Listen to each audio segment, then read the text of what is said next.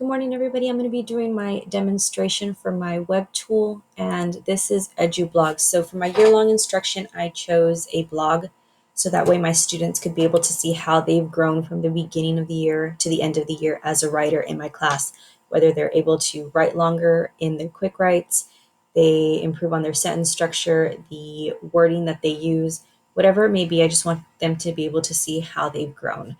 And what I really like about Edublog is the fact that all the settings that it has for the students. So you do have a lot of settings.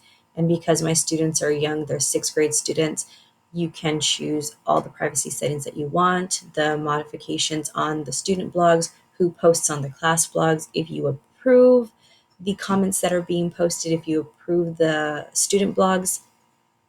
So that's great. I'm just going to go ahead and save these settings. You also have the option to create your own student users.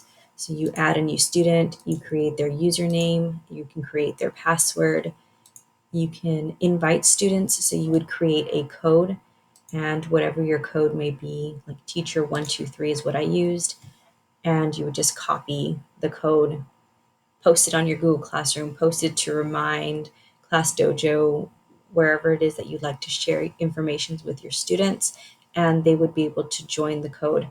It gives the option to have them force them to create a site. So if you want them to be writing, they will be forced to create a site in the process when they are prompted to invite the class to the class.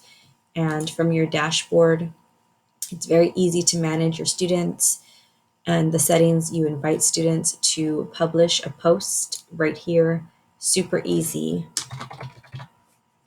And you can preview, publish. There's different features here on the side. It asks you again if you're ready to publish, you do that. And then again, it gives you a link. So you can go ahead and copy that link, share it with your students if you want them to be able to view whatever it is you posted for that day, whether it's instructions on what they're going to be doing, information on the class, and you can go ahead and copy that, post it to wherever you'd like. Um, so like I said, it's really great.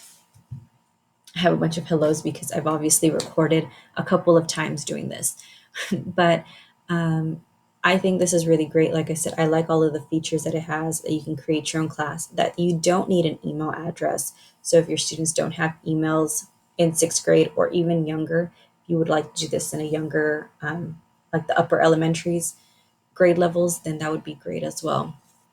The only downside, and this is me just being nitpicky, is that because I like convenience. I mean, who doesn't? But is that I can't sync it with Google Classroom, at least from what I understand. I've been trying to work my way through it, and I don't see a way that I can link it. So, like I said, I just like things that are easier for my students because they tend to forget their usernames and passwords pretty often. I either have to create index cards or spreadsheets for them, like an online sheet, Google Sheet, where they put the website, their username, their password, and so that way they remember. Because if not, I spend time trying to find their usernames and passwords for them. So, like I said, that's super minor though. Other than that, I think this would be really great for my students.